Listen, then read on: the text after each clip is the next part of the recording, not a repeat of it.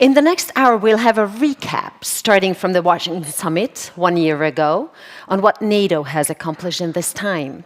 And of course, the focus of the discussion is also the question of what remains to be done, what to look for at the upcoming Hague Summit, a renewal of alliance cohesion, or growing fiction.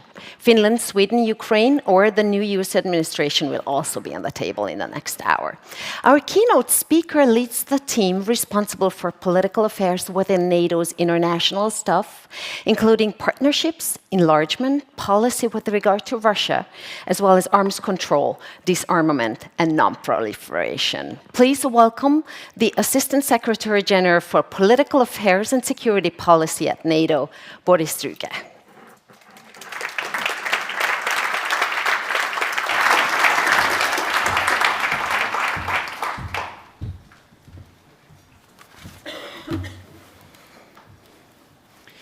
Thank you very much, Krista, for your introduction. Before turning to the topic of our conversation today, let me thank Reka and Tomasz, as well as your team, now 5 people, I gather, for the invitation to speak at the Budapest Energy and Security Talks 2025. Wake up of this crowd, I think, is no longer necessary. But wake up is what is going on, I think, in our alliance. A little bit of shake up as well.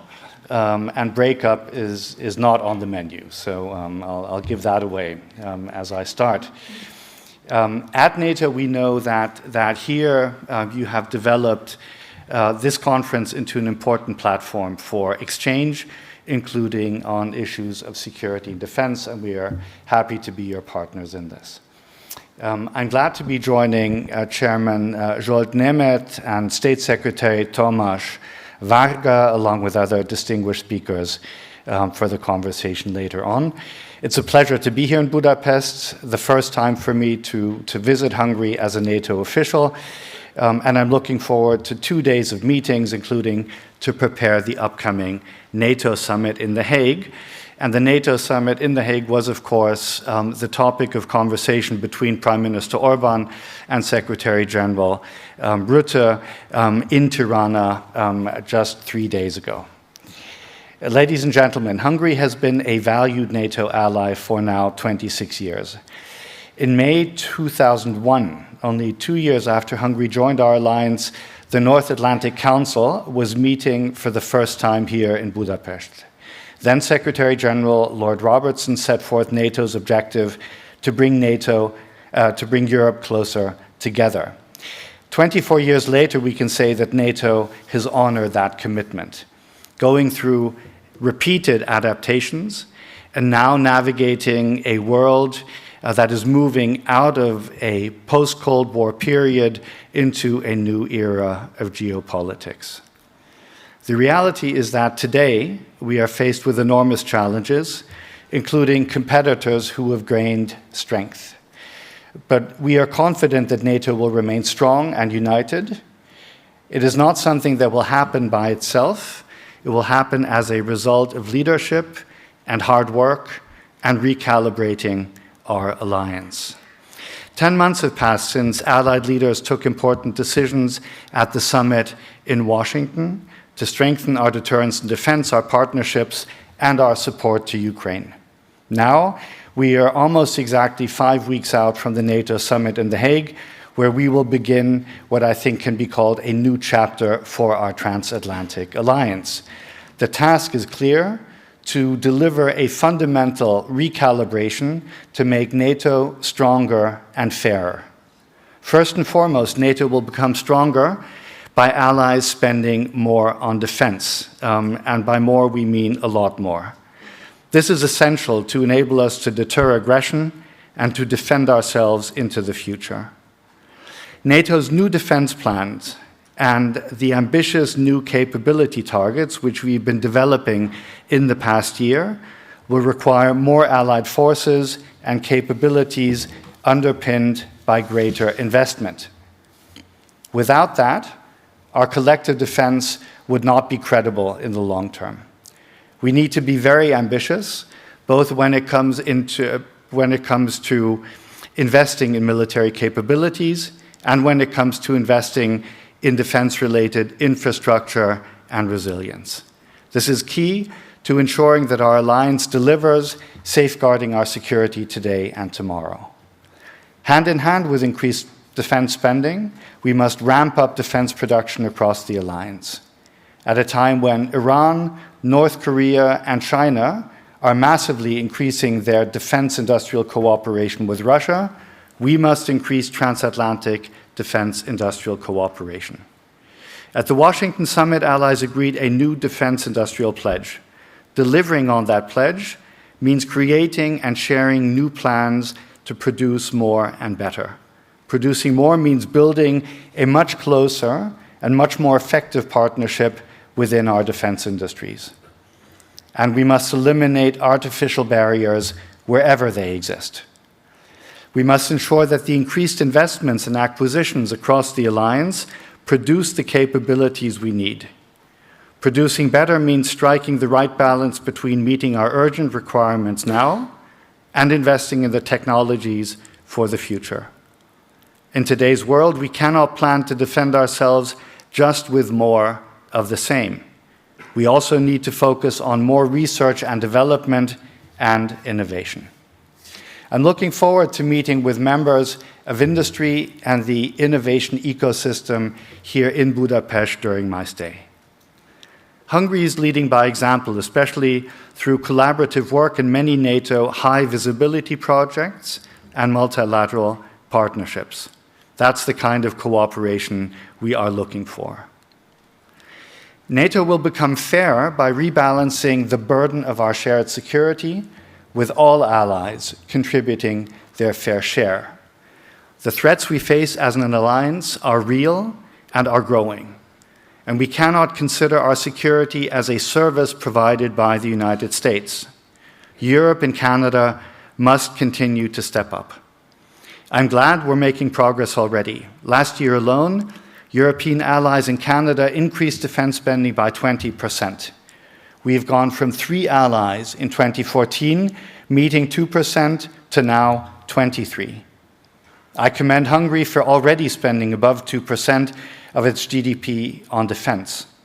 In a more dangerous world, we need to invest even more in our defense to stay safe. Clearly, we need to go well beyond the 2%. Discussions on a new defense spending plan are ongoing among allies. After the informal meeting of NATO foreign ministers that happened in Antalya just a few days ago, the Secretary General made clear that agreeing a new baseline spending figure will be the core deliverable for the summit. We welcome significant announcements on increased defense spending made across the alliance, even in the past week. We are on a positive trajectory. We must build on that, and we must maintain momentum. Let me take this opportunity to thank Hungary for its contribution to our alliance. You lead one of our multinational battle groups helping to deter aggression. You host important military headquarters, including our multinational division center, which plays a critical role in defending NATO's eastern flank. Its presence here in Hungary and the engagement of Croatia and Slovakia send a clear and strong signal. NATO's deterrence and defense posture is strong, and we stand united. Hungarian jets have carried out air policing over Slovenia. And with a significant contribution of troops in KFOR, you support stability in Kosovo and the Western Balkans. We are still waiting, let me highlight this, for accountability for the attacks against KFOR troops that occurred in May 2023. Hungarian soldiers were among those injured.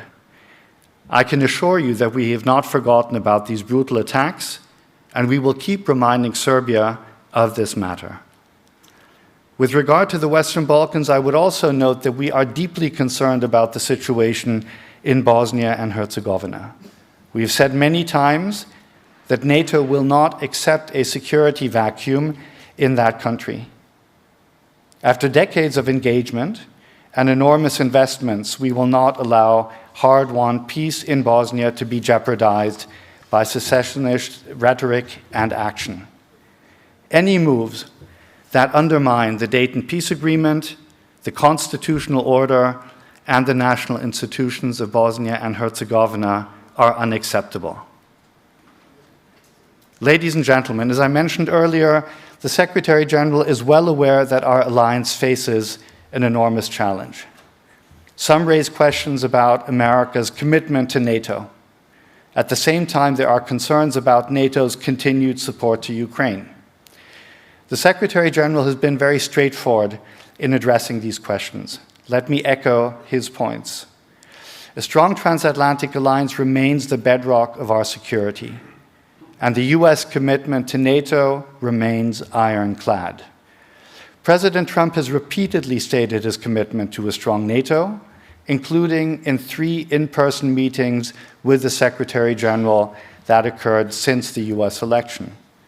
Bipartisan support in the US Congress is as strong as ever. And in a recent poll, 3/4 of Americans voiced their support to NATO. It was the same message I heard from US colleagues in the executive branch and in the Congress when I visited Washington 2 weeks ago. For those skeptical about statements, the evidence of America's commitment to our alliance is in the US forces deployed across Europe. US and European troops are training side by side to deter and defend NATO. This is not to downplay the challenges NATO faces. NATO will need to adapt in a big way to continue to play its role, but I'm convinced that we can do so. As for Ukraine, NATO allies are agreed that we need a just and lasting peace, and we need it as soon as possible.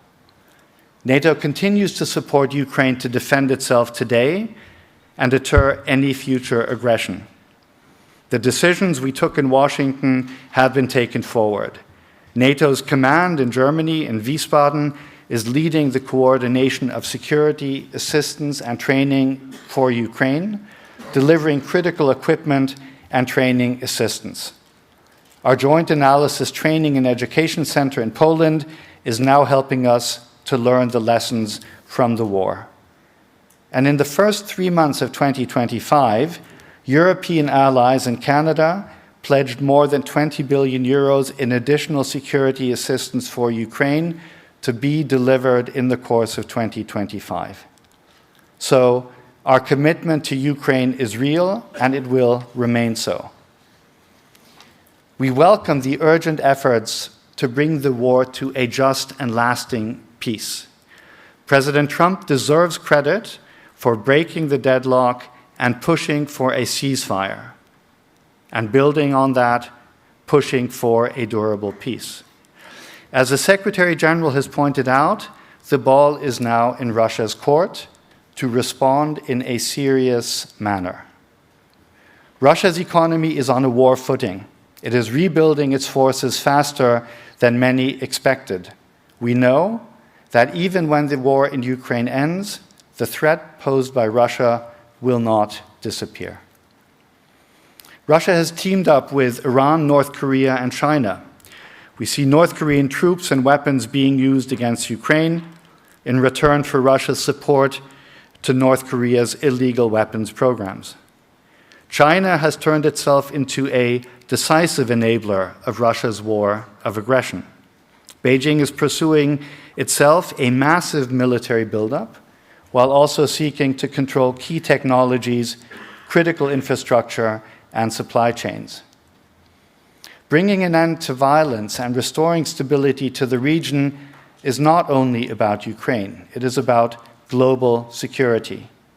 Euro-Atlantic and Indo-Pacific security have never been more connected in recent history than now, making it even more important that we work closely with like-minded partners, including the Indo-Pacific Four: Australia, New Zealand, Japan, and the Republic of Korea.